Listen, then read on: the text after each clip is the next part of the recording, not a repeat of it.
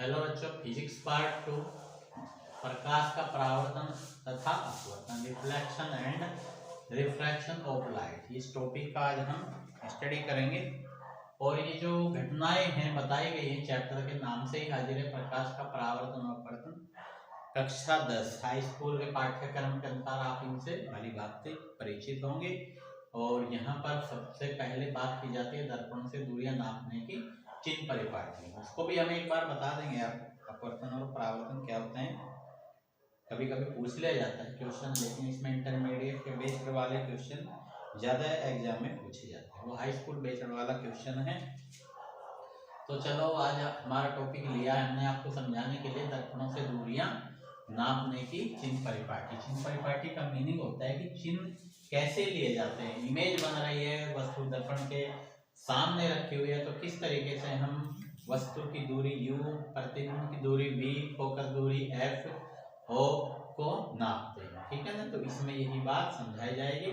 और दर्पणों के दो दर्पण आपको दिखाए गए हैं। इसमें पहले वाले दर्पण का नाम है उत्तल, जिस पर अंदर की तरफ कलाई होती है, बाहर की सतह से परावर्तन होता है, तो ऐसे दर्पण को उत्तल दर्पण बोलते हैं। कॉन्वेक्स मिरर और कॉन्केव मिरर क्या होता है बच्चों, जिसमें बाहर की तरफ कलाई यानी पेंट होता है और अंदर की तरफ से परावर्तन होता है। तो इस घटनाओं को हम इस दर्पण को क्या बोलते हैं, अवतल दर्पण, कॉन्केव मिरर। ठीक है ना, तो किस तरीके से चिन्हों का ध्यान रखा जाता है u, v और f के मान लेते समय, तो उसको हम साइन कन्वेंशन बोलते हैं, to measure the distance from the mirror. इस बात को ध्यान रखने के लिए ताकि हमारा कोई भी न्यूमेरिकल एग्जाम में गलत ना हो जाए। ठीक है ना, तो इसके लिए देखो सबसे पहले यहाँ देख लीजिए, ऊंचाई रखी है, मुख्य अक्ष ये होता है, मुख्य अक्ष से अगर कोई ऊपर है वस्तु तो उसको धनात्मक लेते हैं, नीचे अगर वो प्रतिबिंब बन जाता है तो उसको ऋणात्मक लेते हैं। ठीक है ना,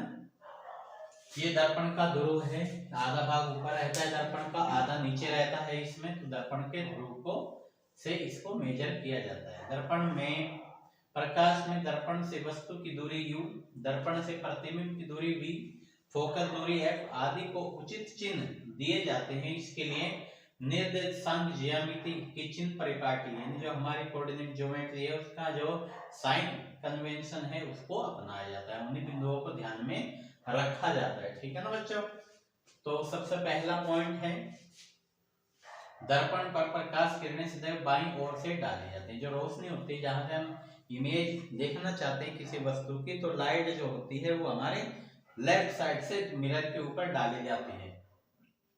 दूसरी बात बच्चों, समस्त दूरियां ऑल द डिस्टेंस दर्पण के ध्रुव से मुख्य अक्ष के साथ मापी जाती है, is measured to the along with the pole of axis और मेन एक्सिस।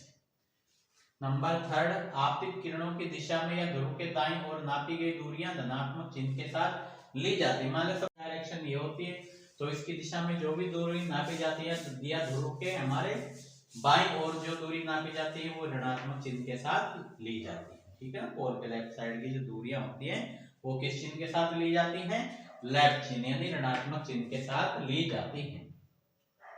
वस्तु तथा दर्पण की प्रतिबिंब की लंबाई मुख्य अक्ष के ऊपर धनात्मक होती है और मुख्य अक्ष के नीचे ऋणात्मक होती है। जो मेन स्केल हमारा होता है, जो मेन एक्सिस होता है उसके ऊपर वाली दूरी पॉजिटिव ली जाती है, उसके नीचे वाली दूरी को नेगेटिव लिया जाता है। इन नियमों के अनुसार अवतल दर्पण की फोकस दूरी ऋणात्मक और उत्तल लेंस की फोकस दूरी धनात्मक होती है। सीधे प्रतिबिंबों के लिए आवर्धन धनात्मक और उल्टे प्रतिबिंबों के लिए आवर्धन ऋणात्मक होता है। ठीक है ना बच्चों, तो आवर्धन क्या होता है, प्रतिबिंब की लंबाई और वस्तु की लंबाई का अनुपात होता है। तो आज के टॉपिक में हमने सीखा है कि किस तरह से दर्पण से दूरी नापने का चिन्ह लिया जाता है u, v और f के संबंध में, ताकि हम दर्पण के परावर्तन सूत्र 1/f बराबर 1/v प्लस 1/u से हम किसी भी अज्ञात राशि का मान ज्ञात कर लें।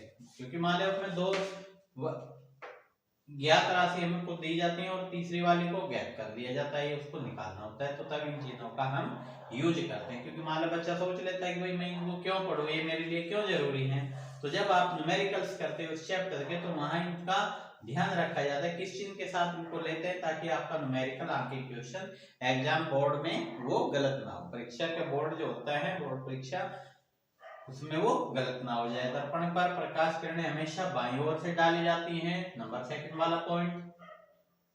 समस्त दूरियां दर्पण के ध्रुव से मुख्य अक्ष के साथ ली जाती हैं। नंबर 3 वाला पॉइंट।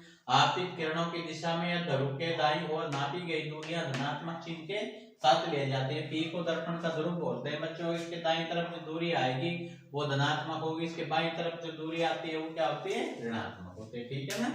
और फिर आपतित किरणों की विपरीत दिशा में जो दूरी या दर्पण ध्रुव के बाईं ओर जो दूरियां नाप ली जाती है उनको ऋणात्मक चिन्ह के साथ लेते हैं।